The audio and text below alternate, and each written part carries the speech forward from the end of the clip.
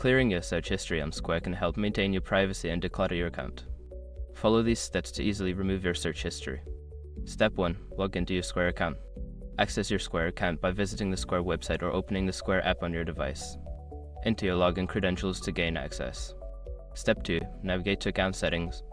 Once logged in, locate the Account Settings option. This is usually found in the main menu or under your profile icon. Click on it to proceed. Step 3. Find Search History options. In the Account Settings menu, look for a section related to privacy or search history. This may be labeled differently depending on the version you are using. Step 4. Select Clear Search History. Once you find the Search History section, look for an option to clear or delete your search history. Click on this option to initiate the clearing process. Step 5. Confirm the action. A prompt may appear asking you to confirm that you want to clear your search history. Confirm your choice to complete the process. By following these steps, you can effectively clear your search history on Square. Regularly managing your search history can help keep your account organized and secure.